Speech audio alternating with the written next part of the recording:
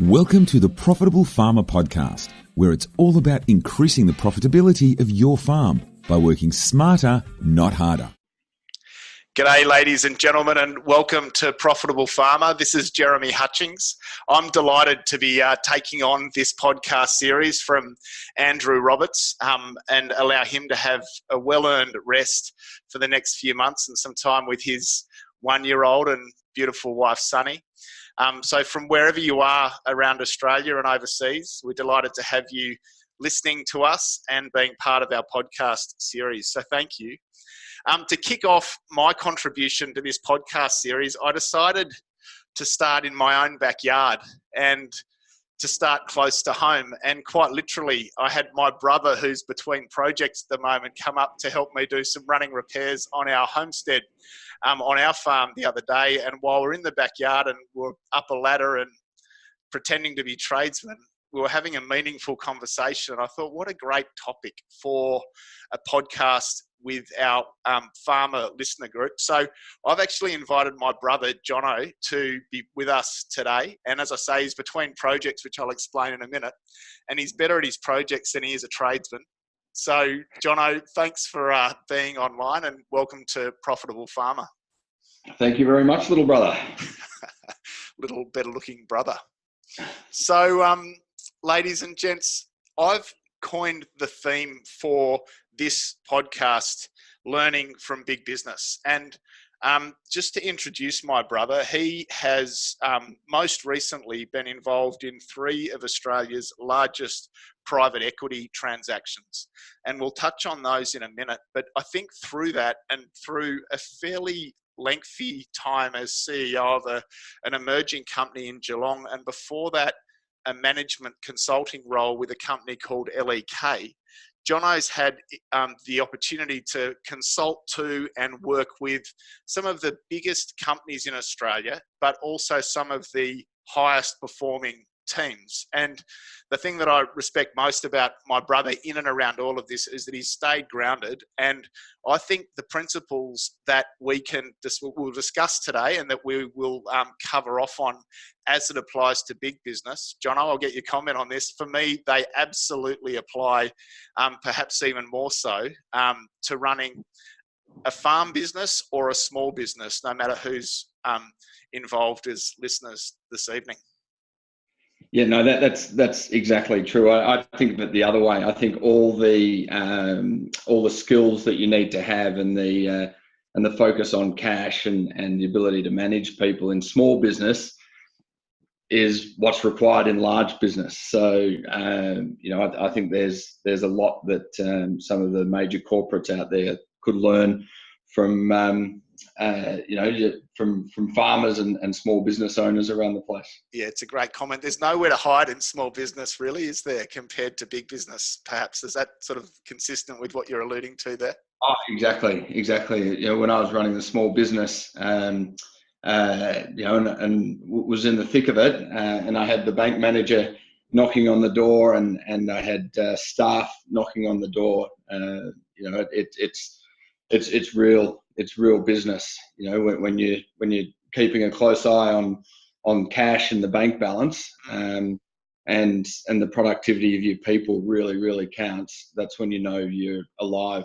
And a lot of people in corporate world could do with that level of discipline, if you that like. lesson, and absolutely. Yeah. Growing up in small business and in farm business, it's a great grounding to go and take those principles into bigger business. I remember Jono, my dad, and our dad saying that if you can sail a laser, a little 14-foot sailing boat, you can sail anything. And I just think that's a wonderful metaphor for business, that if you can do it in small business, then those skills absolutely ratchet up for bigger projects.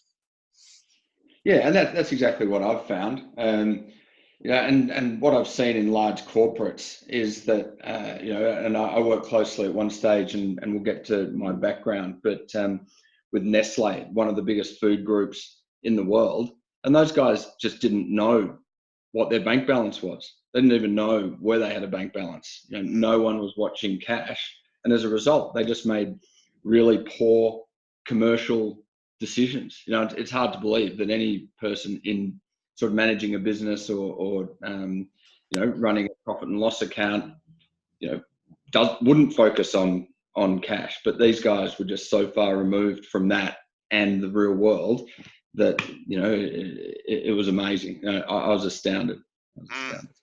It's so interesting.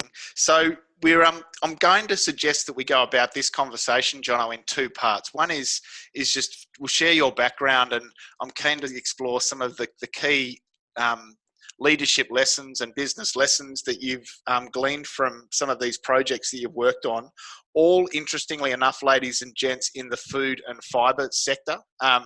Jono's got an agricultural background, but his last sort of three key projects have all been in food. So hence my interest in having him with us this evening.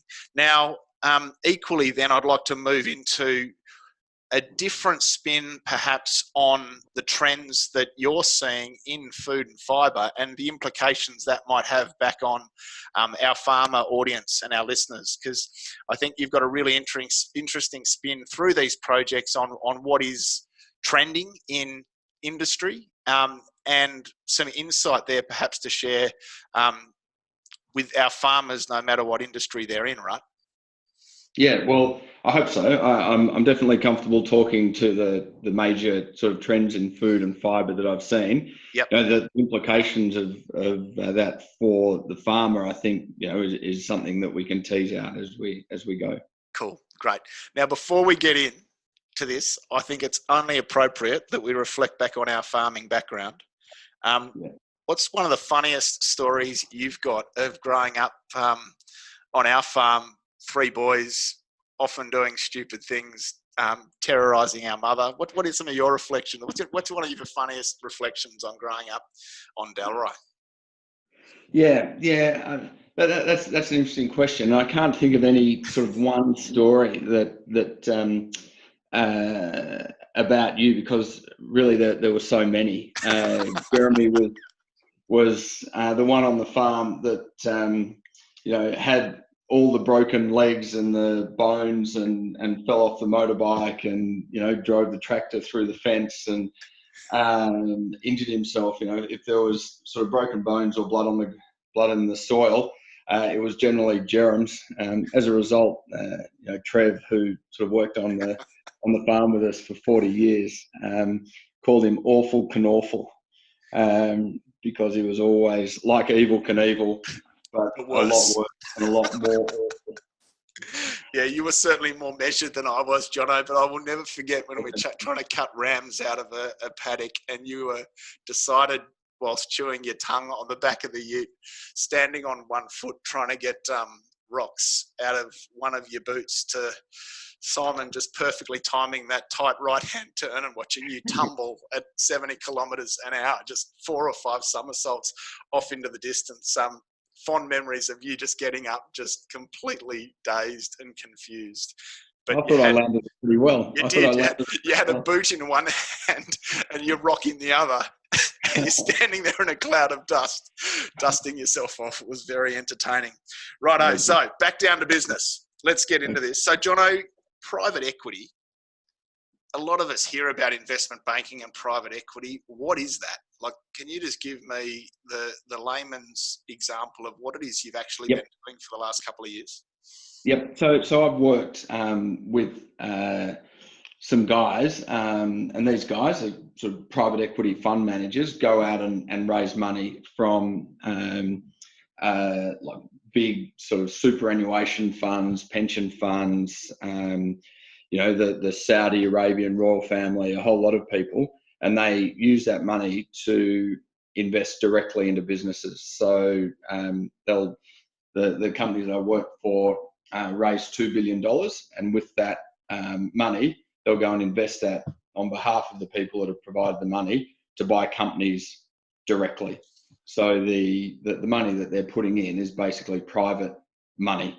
Yep. And that's why it's called private equity. And private equity can be that form, or it can just be individuals using their own money to go and buy companies and manage them directly. Great. But that's effectively what it is. Thank you. And what's your mandate, Jono, when you arrive into these companies, and we'll talk about a few of them in a minute. What's your mandate as part of the transformation team?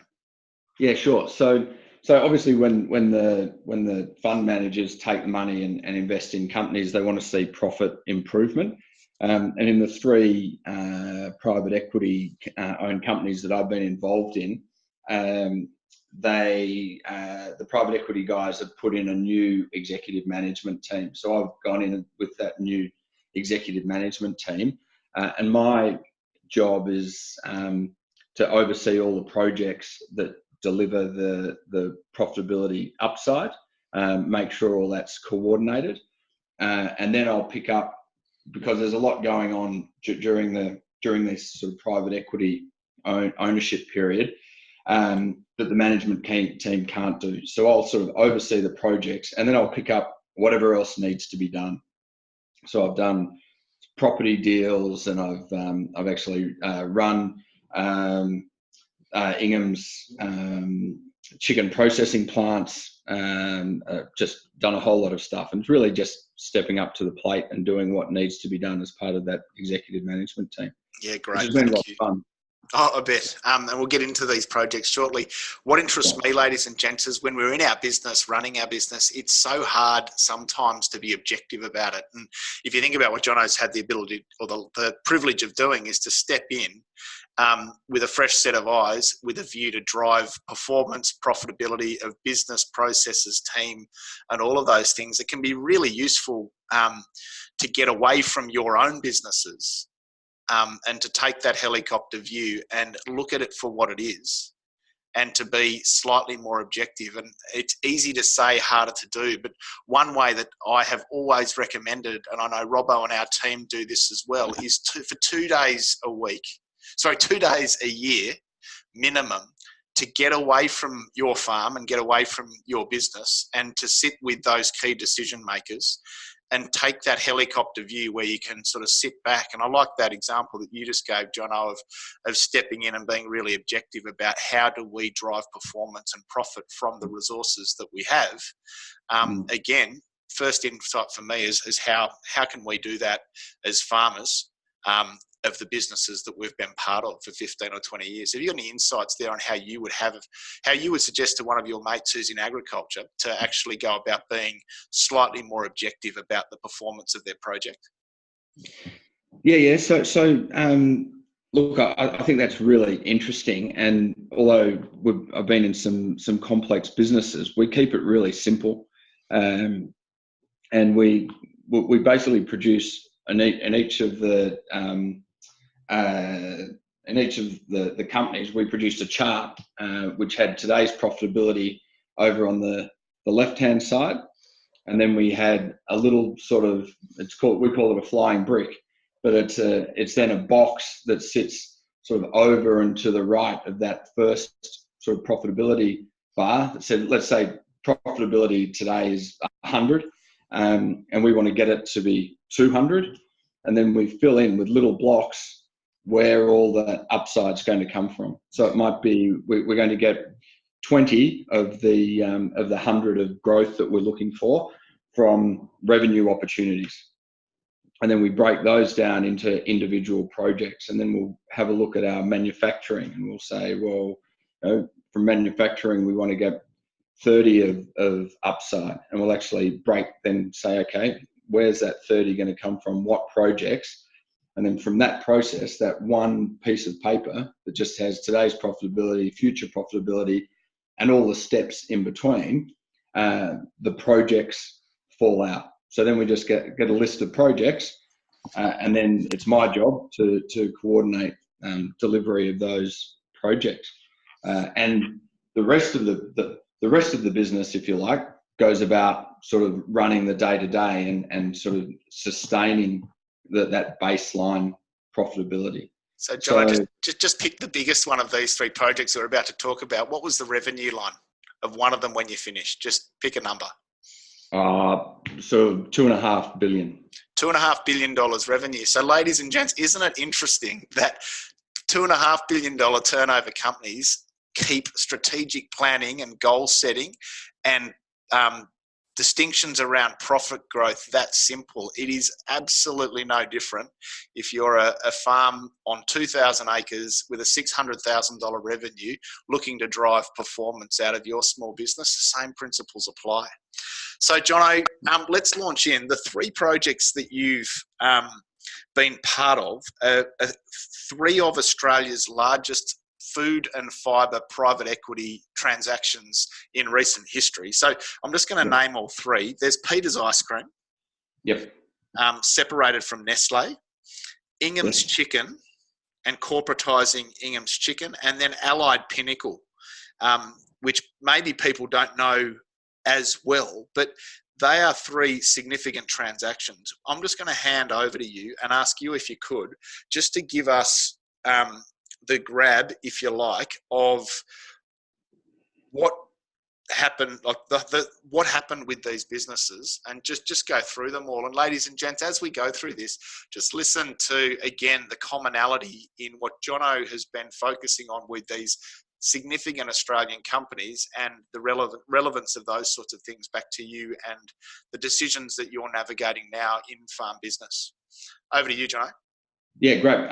Look, I could talk about sort of each of these businesses for hours on end. So if I'm going into too much detail, Jerome, just pull me up. But I'll start with Peter's. Peter's was a fantastic project, it was a fantastic company. Iconic Australian brand, known sort of to every sort of child and former child in the country. Yep. And it was owned by Nestle and sort of completely intertwined, if you like, in the Nestle business.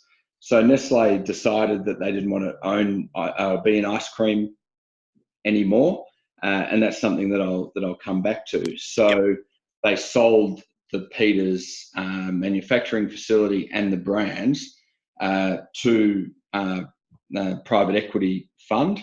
And my job was to separate, sort of carve out, sort of unscramble the egg, if you like, of that Peters business out of Nestle and sort of make it into a standalone business. So set up computer systems and accounting systems and accounts payable and accounts receivable and all that sort of thing that you need in a standalone sort of business. That was a fantastic project, and that one was successful because the Nestle, it was like the ice cream business in Australia was considered by sort of Nestle, headquartered in Switzerland and worth sort of $50 billion or 50 billion euros or something like that. This ice cream business was really their little business on the arse end of their organization. Small brand relatively, and in a small market relatively. Is that fair? Exactly. And not only that, they saw ice cream as being low growth because consumers were moving away from ice cream, and they saw it as low margin.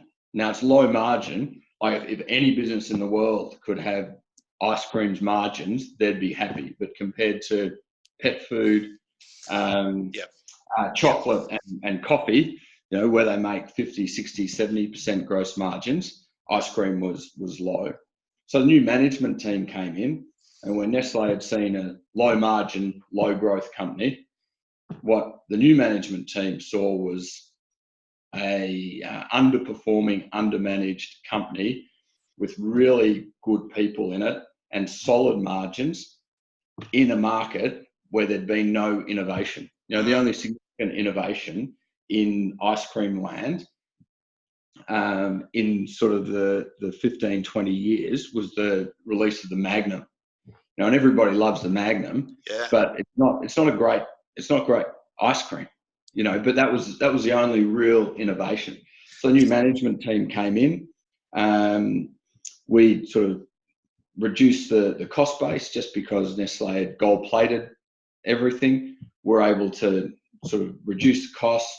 We also reduced costs, which is really, you'd think a large company like Nestle would be able to buy all their inputs absolutely sort of bottom cost, bottom dollar, but no, we came in and we went to the suppliers of the business, and we're able to say, we're here now, we know what we're doing, we want you to lower costs on this. And every supplier came back to us, sort of repitched for supply at a lower cost. Jono, there's a great... Go on, sorry. Go on. No. So the old adage of, sort of being bigger means you get sort of volume discounts just isn't right. You get cost savings from focus and knowing what you want and knowing where you can make trade-offs in the supply. We saved a bucket load of money. And again, coming back to our listeners, this is a big reason why at Farm Owners Academy we want to get you off the low value tasks, off the fencing, rouseabouting, low value activities, and getting you at your desk focusing on bigger ticket items. And one of the first things that we sort of encourage people to think about is more active and meaningful negotiations with key suppliers. So often, even as a small business owner, we can drive way better margin, and we are all guys, high volume, low margin producers. If we're producing a commodity, we've got to lower our cost base. And so, John, it's really interesting that that's one of the places where you started with Nestle, with Peters, in terms of driving margin in what was perceived to be a low margin game. So only perceived by Nestle to be low margin. Yeah, only the older generation, perhaps. Yeah. So, John, what's some of the impacts that we now see in market of innovating around the product offering that is a result of I guess your team's. Yeah. So probably the key thing that from the time I was there was relaunching or launching the Connoisseur on a stick. So Connoisseur was a tub brand. Hopefully all of your listeners enjoy Connoisseur from time to time. And the tub was really, really successful brand in Australia and had gone national and they'd done quite a good job of that. Yep. But amongst the pile of ideas that the marketing team had was this Connoisseur on a stick idea. And we looked at that, new management team, not necessarily ice cream background, but we looked at that and said, that is an absolute no-brainer. We're just going to put everything behind launching that Connoisseur on a stick. And we did, and it took off. And the interesting thing there was that the Nestle guys, people that had worked in ice cream for all their careers, had that on their list. They could have done it and probably done it sort of reasonably well, but they didn't do it because nowhere in the world had a tub brand been launched successfully on a stick. So we were ignorant of that sort of fact. So we went for it, and of course it was hugely successful. So was there much analysis down that, or was that just a trial and error thing? You created some, piloted it, got good feedback, and then launched it. Was it that sort of thing, or was it a more measured decision process? It was more measured than that, to the extent where there was some. So the marketing team did some focus groups and trialed some, and spent a lot of time developing the product. Yep. But you've still got to take the leap, and you've still got to get the customers on board that the innovation is going to fly, because they've got to give you space on the shelf in the supermarket, or they've in the corner store. They've still got to give you real estate. The space. Yeah, the real estate. So, but you've still got to make the leap, and you've got to take the risk. And to the credit of that management team, they did, and they got behind it and directed tens of millions of dollars of marketing spend behind it, and it was a success. A success. It's so interesting to hear. Jono, can we move on to Ingham's and then Allied Pinnacle? I'm just going to get you to give the overview, because I'd like, once we've got all of them on the table, just to fire a few questions at you that I think are going to be really interesting for our listeners to discuss. Yeah. Do we have any chicken farmers on the? Good question. Well, this podcast is open, and so absolutely, possibly. Well, In our client base, we've got egg businesses.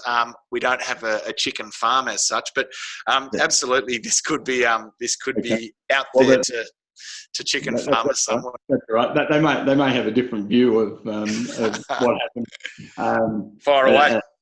But I'll talk through it. Well, Ingham's sort of huge family company. A couple of $1 billion in revenue, and had been successful over a long period of time. Amazing company, amazing growth in that company, and the scale and complexity of it is incredible. The management team that was in place prior to private equity coming in had been in place since the late 80s. So the CEO had been CEO since 1987, and most of his management team had been in place since then. So what's that, 30 odd years. Yep. And that company really needed to be modernized and corporatized and brought into the new millennium in a number of areas. It was still run as a state-based organisation where the major customers are all national. So we had a disconnect with our customer base, and we had a national company that was state-based, and Ingham's wasn't servicing the customer as well as it could have been. So we needed to fix that. It was just sort of old school run, sort of sort of on a spreadsheet. So we needed to upgrade the IT systems, which were good, but not great. And mostly the company relied on the old CEO, who just knew his game just so well. It was amazing. He was a walking computer machine. Like, he just knew every part of the chicken. That they were killing, or still are killing, about 3.5 million chickens a week. And he ran that operation in his head. It was, he's an incredible man, but he was well into his 70s and getting past it. So just out of interest, John, with that one, was it identified as a key risk for that business, that dependence on the CEO? Yeah, it was. Yeah, definitely. Yep. And not only the CEO, like, it was really tied around the CEO, but even the rest of the management team was sort of getting on. That they were sort of experienced enough, in the late 80s to get into executive positions, and then they'd been there for 30 years. Yep. So a lot of them were pushing sort of 70. So not only was that sort of, if you like, old ideas, but they were, as you say, risk in that whole team retiring and that sort of thing. Yeah, so it's something we might come back to once we've introduced Allied Pinnacle too. I just find that whole construct of often so much of the IP, especially in a small business, is in the heads of the most senior members, and how technology can play a part, and focusing on systems can play a part in assisting that transition from the old to the next the older generation to the next generation. But let's come back to that. I'm sure there's a lot more in Ingham's we can unpack. Let's go on to Allied Pinnacle, because I think this might be a brand that that our listeners know of even less than the two you've mentioned. Yeah, sure. So your listeners have probably heard of Allied Mills. So Allied Mills Flour Milling Company was merged with Pinnacle Bakeries, so to form Allied Pinnacle. So Allied Mills, flour milling company that had developed and purchased over time some bakery businesses, large-scale bakery businesses. Yep. And Pinnacle Bakeries was industrial baker, so cooking things, cakes, sourdough breads, muffins, donuts, just croissants, the pastries, the full spectrum. So the private equity guys bought Allied Mills and they bought Pinnacle Bakeries, and then I was brought on board to put those two companies together to form Allied Pinnacle, And it was really a 1 + 1 = 3. So you had two companies of equivalent size.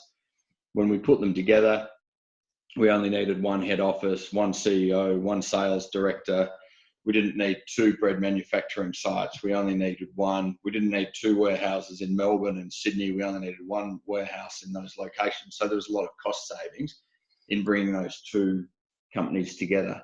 And that was really the opportunity of sort of Allied Pinnacle of merging those two companies. And when we did, we produced, the result was that we had a company that is by far the largest industrial bakery company in the country.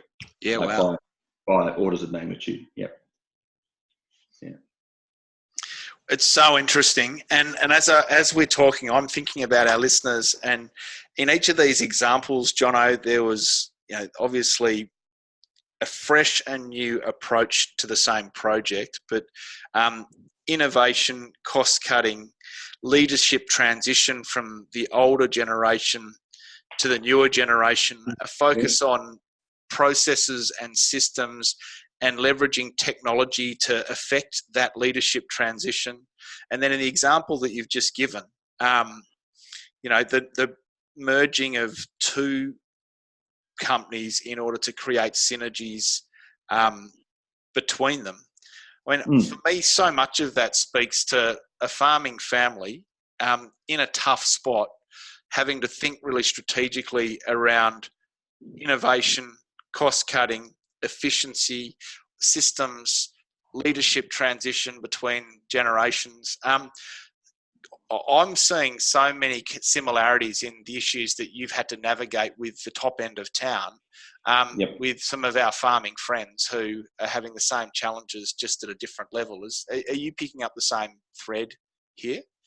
Yeah, and seeing it through that lens, and talking to you, Allied Pinnacle bringing together sort of two companies of equivalent size is very similar to buying the farm next door. Yeah, even leasing the farm next door, so that you can allocate your resources across a greater asset. And so, John, I guess just to fire a couple of questions at you on this, you were perhaps fortunate enough to be playing with a relatively budget such that you could bring in really high caliber people to help you affect this change. Yep. Yeah. So I think that's one of the great strengths of private equity. And in the press, private equity gets a bad rap. In my experience, there's good private equity and there's bad private equity. But the good private equity guys, what they do really, really well is attract top flight management. And that's not only through offering sort of a decent salary, but around private equity, because they're buying companies and then selling companies, there's an opportunity for the management team to get sort of equity and options and kickers on the way through, which can be realised at a sale, which helps attract the best sort of management. But the reason I like working with private equity, and generally my colleagues are the same, is that there's a mandate for change. So the owners of the company want change and expect change, and are willing to give the sort of resources and money that are required to execute that change, which is different to a company that's listed on the stock exchange, because they're more. If you're listed on the stock exchange, it's more about just doing what you did today slightly better to get a slight uplift in profit next year.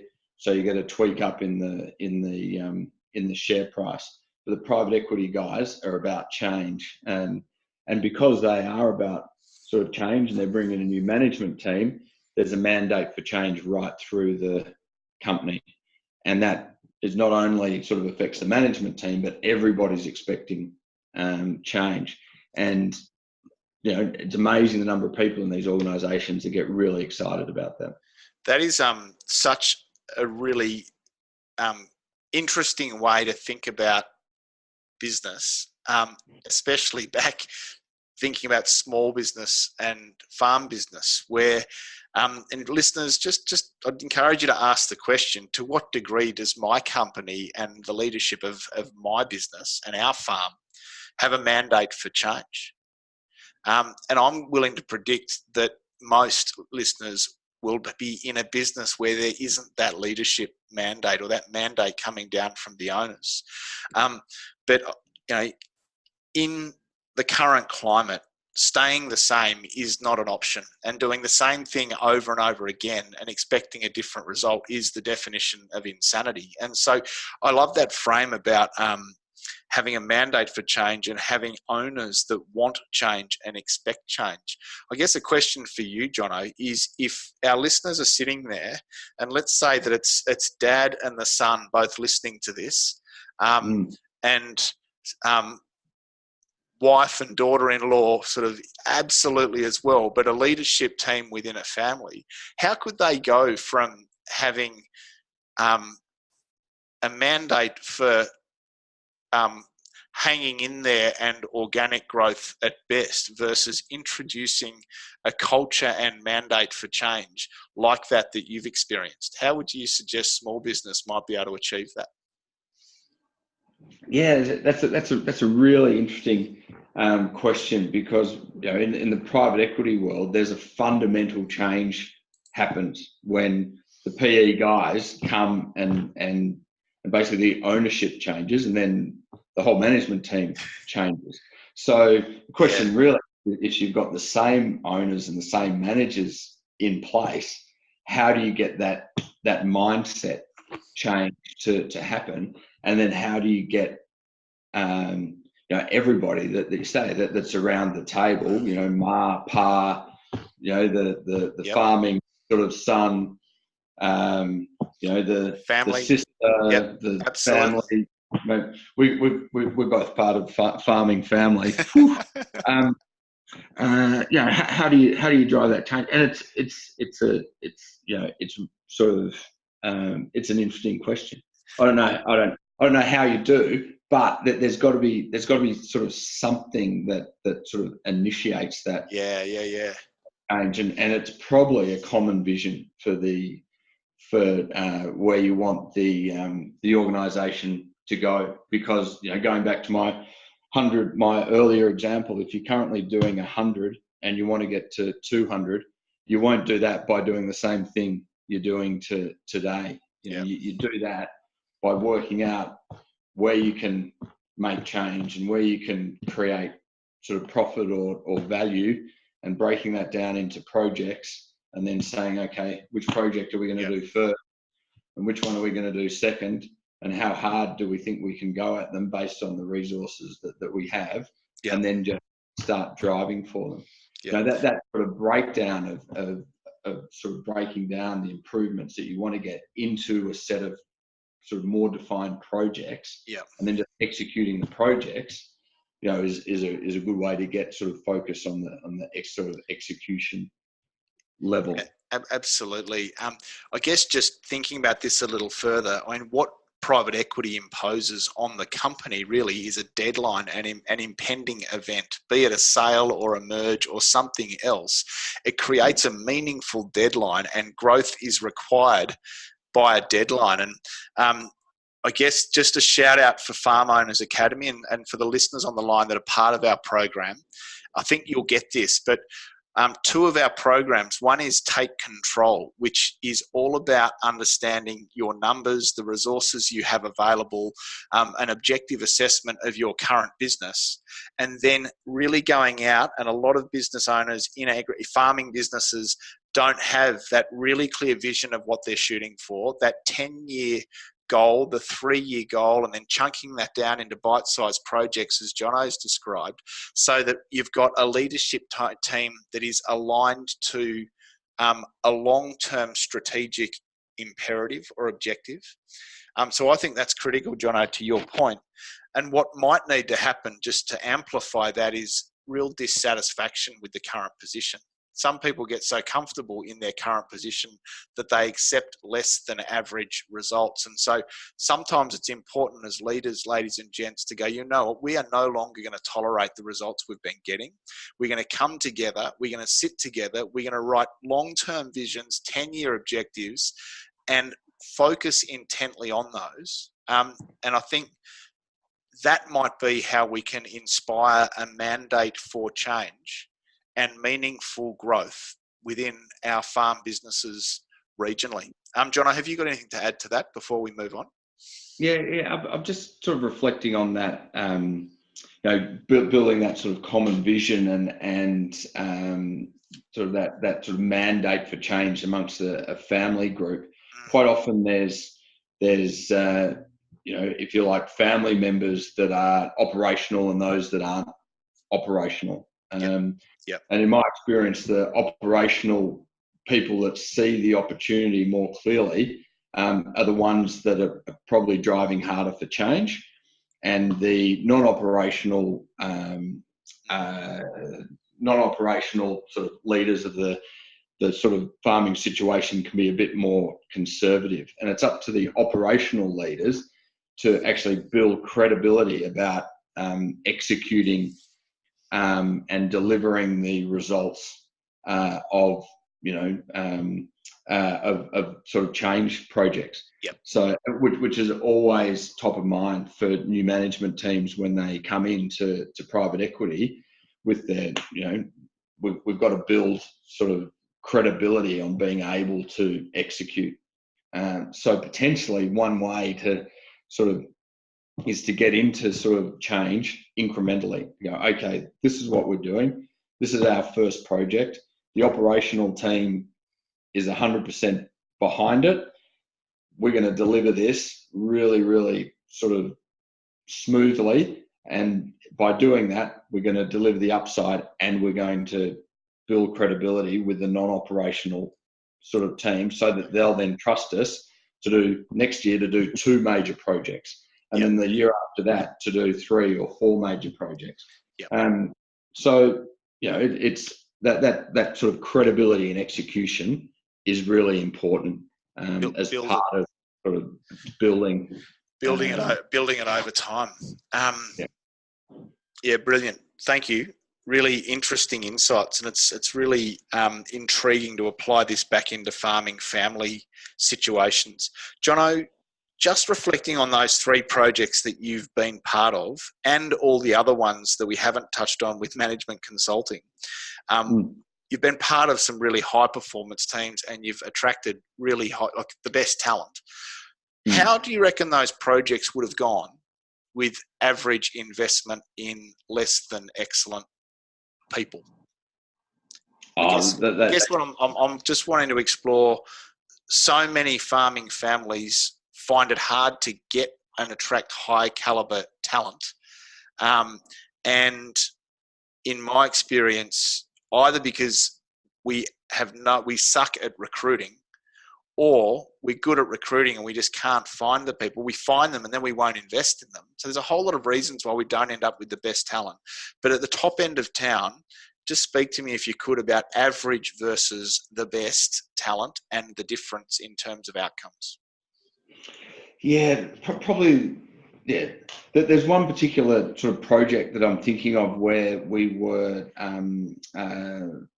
combining warehouses, and the project was being led by the sort of executive heading up that area, and he knew his business, but he was good but not really good. Yep. And far from great.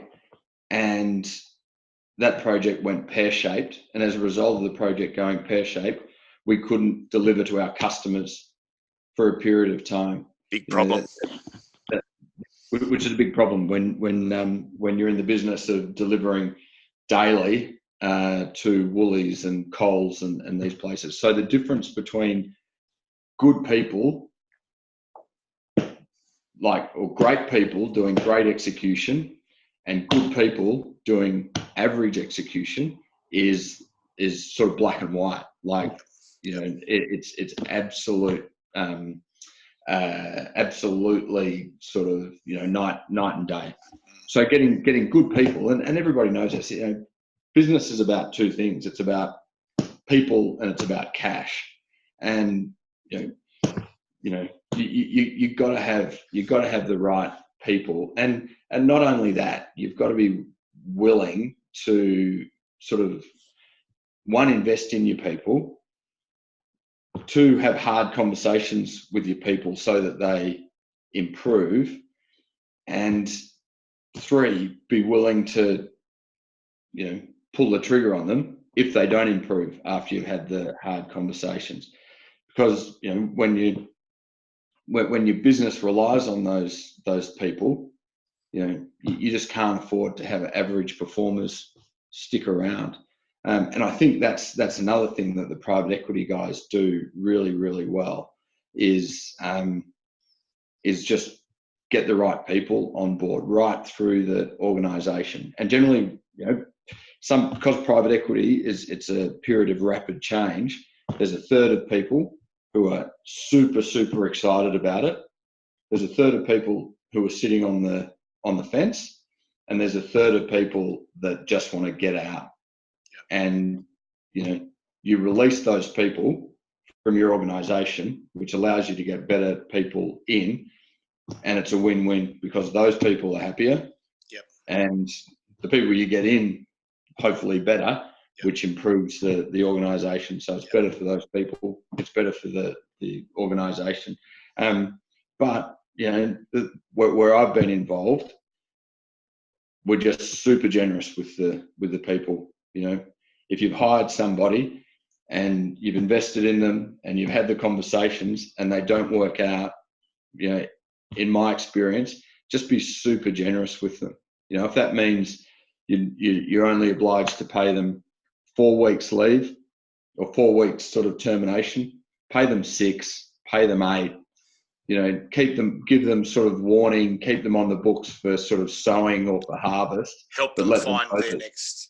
Help them find their next thing, but sort of move them on in a generous way. And so, John, that's with people who you've had the tough conversation with and you've agreed to let go. I guess my bias here, ladies and gents, and just to emphasise what John is saying, is our people are such a critical asset, especially in farming businesses and regional small businesses. I want to encourage you when you're next recruiting, and we encourage each of you to recruit at Farm Owners Academy. We believe in creating the freedom farm, where you achieve a profitable farm business that is structured and systemised and resourced through people such that it can work without you, so that you can take that 3-month holiday, or you can step away and have a break, or focus on your next business project, or investing off farm, or focusing on doing the work of a CEO rather than the work of a farm operator. And in order to do that, we've got to become good at recruiting, good at onboarding, good at having the tough conversations, and good at then mentoring and leading and coaching high caliber people. And so I just want to encourage people out there who are looking at recruiting on the back of listening to this webinar, to go after the very best, invest in the very best, because it will always pay dividends. I think it's a great comment, Jono. Thank you. So just while we're on the management conversation, Jono, and before we move on to some of the trends you're seeing out there in the food and fibre sector, one more question around people and management is, in order to inspire significant change in a company, you must have come up against significant amounts of resistance to change in the existing teams that you come on board to lead. I'm interested for you to share with me, if you could, what are some of the ways that you help overcome their resistance, given that you're coming in with that mandate for significant change? How do you achieve that with people who I'd imagine in Ingham's and Allied Pinnacle, who might have been with the company, let's say in a middle management role for 20, 30, 40 years? How do you overcome their resistance to what you're proposing? It's a really interesting sort of question, and I take a very straightforward approach, which I think of as sort of being human. Look, I think you've got to expect resistance to change, especially with people who had just come to work. They want to start at 8:30 in the morning, do their job, finish at 4:30 in the afternoon, and go home. And they've been doing that, and they've been doing the same thing for 20 years. Of course, they're going to be resistant to change. What I find works best is just to be open with those people, and treat them like human beings, empathize with them, because change is difficult. It's difficult for anybody. We're all resistant to change, just at some point. It's just the context of the situation, where we might be sort of more resistant or less resistant. And just be sort of very clear on why the change has to happen. And people, if you're honest with people and you're open and you're clear, people may not agree with the reason why you're making the change, but they'll understand what your reasons are for great point. making the change. And then they'll sort of decide whether they're on board or they're not on board. And if they decide not to be on board, then just goes back to the previous conversation, be super generous with them. And that all comes under the umbrella of just sort of treating people, with sort of decency and respect, and being open. It's a great comment. I really like that distinction, that even if someone doesn't agree with or buy into the why of the change, that they might still be okay with that and come along just because they understand it. I think there's a Simon Sinek YouTube clip that a lot of us might have listened to, start with why. It speaks to that. But I really like that point, that if you sit with people and be human, they don't necessarily have to agree with your why in order to be motivated enough to stay around. I like that concept that there's only a requirement for leadership where there is uncertainty. And so it's about making that courageous step, isn't it, really? And then, communicating really authentically and openly with the people that you need to inspire to come for the ride with you. Yeah, great. Yeah, exactly. Yeah. Really interesting insights, Jono. Thank you. Now, just in the last 5 or 6 minutes that we have, there's a whole nother conversation here that I want to touch on. You have seen and been exposed to some of the best intelligence, I reckon, on the major trends and implications, or major trends in food and fibre, and perhaps some of the implications back on agriculture. We might reconvene for another more in-depth podcast on this, rather than rush it too much now. But a couple of the food trends that really jump out for me that I wouldn't mind touching on with you. You've flagged a couple here for me. One is provenance. The other one is health and well-being. And linked to that, those two perhaps, is animal welfare. Can I just get you to give me and our listeners your assessment of what you're seeing there by way of food trends? I challenge you to pair it back at the end to some useful insights for farming families. Yeah, sure. So, like through the three food organisations I've been involved with, some of the key sort of trends are health and well-being. Some Jeremy just mentioned provenance, and then especially at Ingham's, animal welfare. I might just start with health and well-being. We all know that more and more people are focused on sort of the the sort of ingredients of food products and the impact that will have on the body. And whatever it is, it changes based on the latest report. Red wine is good for you one day and it's killing you the next day. But the health and well-being, like the sort of ingredients, if you like, or the sort of impacts on the body still being understood, but people or the consumers are really focused on it.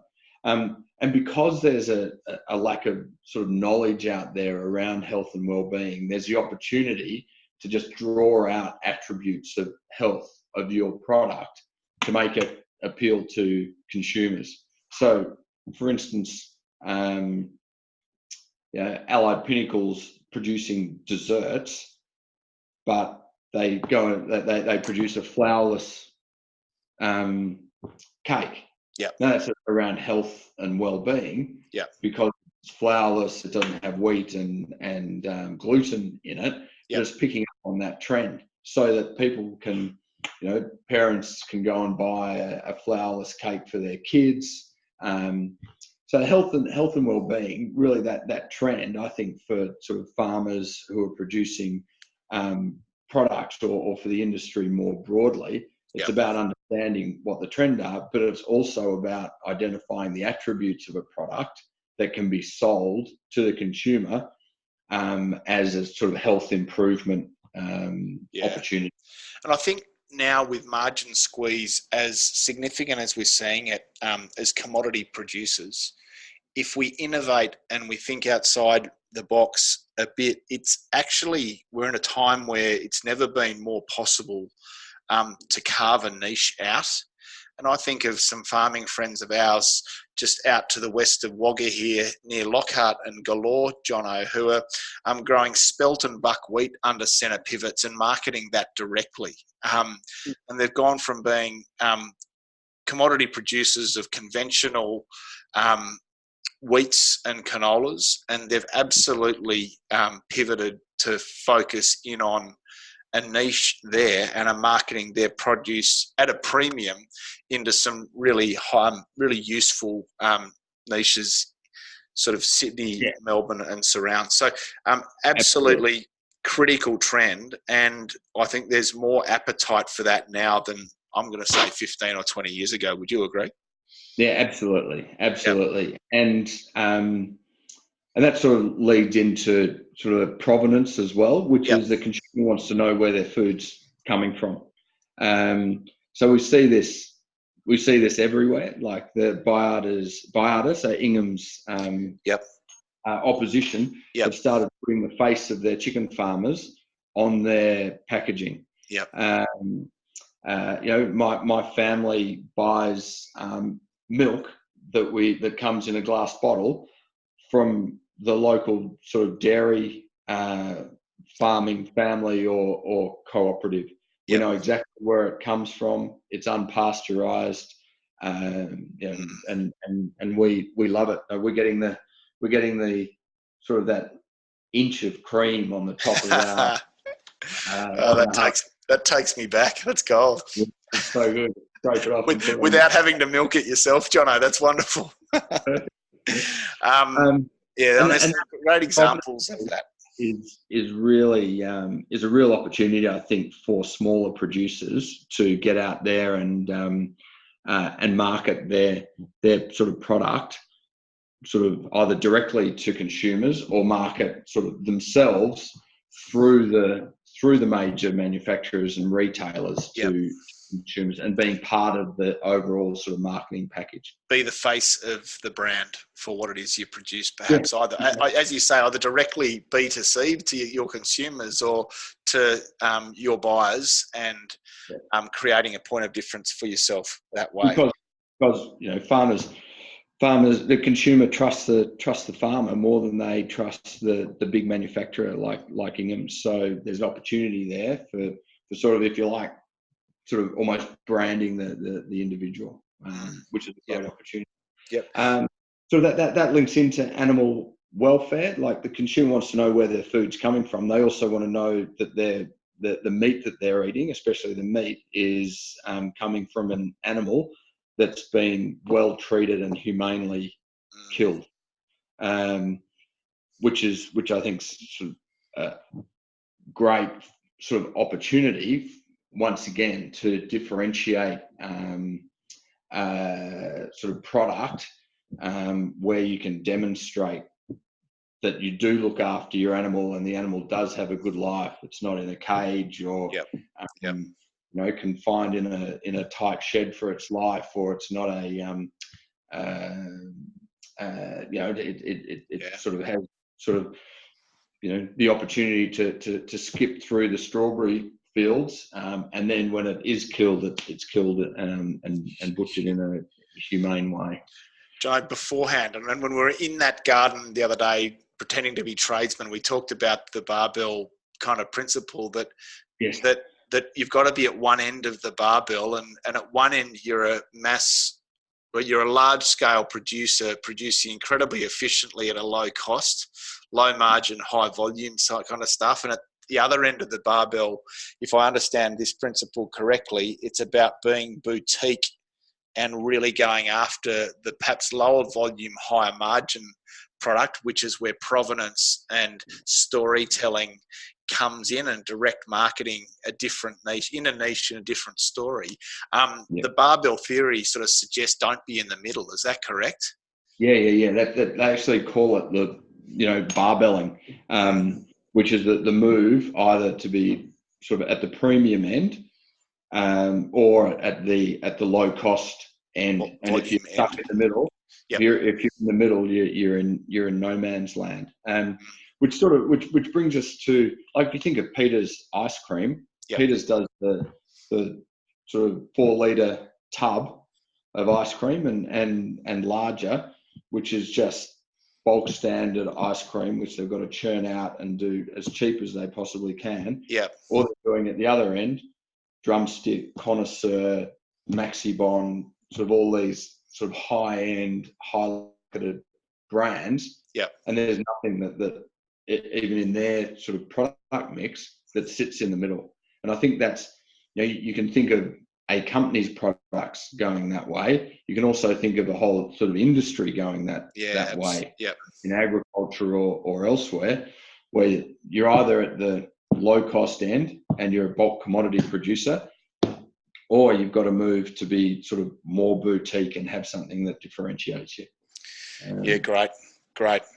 John, really useful insights. There's a whole lot more we could focus in on around food trends and implications for our listeners. I'm going to try and wrap up all that we've spoken about in a coherent and well-orchestrated summary in a minute. Just before I do, ladies and gents, I just want to give a shout out to the Farm Owners Academy. We're delighted that as we launched this podcast, that we've got 190 or 200 farmers coming to one of our events in February in Adelaide. We're really excited about that 2-day event where we overview all that the Farm Owners Academy mentors and coaches our clients around in order to help them drive their business to the next level and apply some of the professional rigor that Jono's kind of shared with us that is being applied at the big end of town. If these events interest you, we're going to be running a second one in June and a third one in September in Melbourne and Sydney respectively, and we'd love for you guys to get involved with that. So jump onto farmownersacademy.com/events, find about these events, and also have a look at our Take Control program that I mentioned earlier if you'd like to get underway with applying some of these leadership principles and business principles to the farm business that you have. So Jono, wonderful to have some time formally with you and to, I guess, unpack some of the genuine big business projects that you've been focusing on. It just interests me so much, and coming back to that analogy of when you can sail a laser, you can sail anything. So many of the principles we've talked about relate back to affecting meaningful change and driving performance thoughtfully and strategically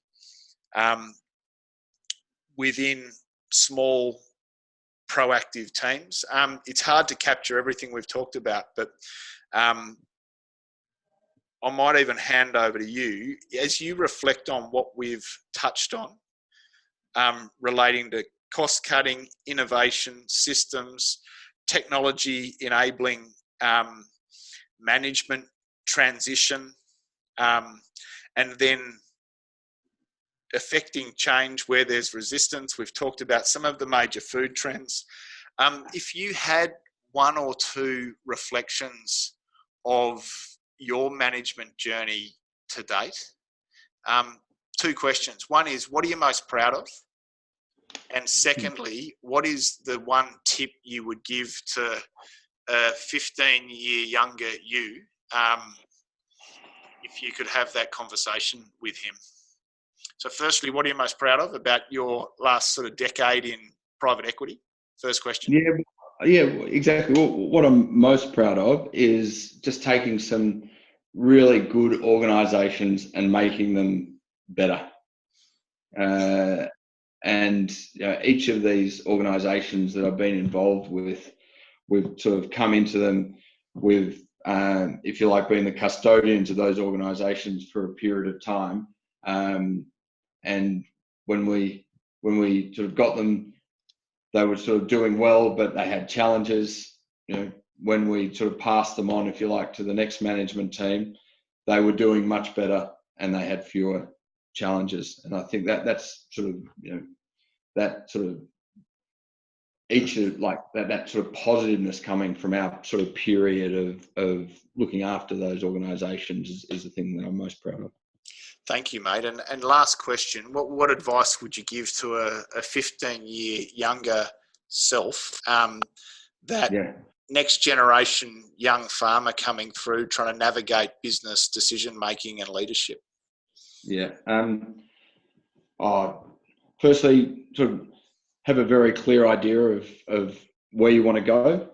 Very simple and very clear idea of what you want to go that you can express to people in one or two sentences, and then focus on going after it.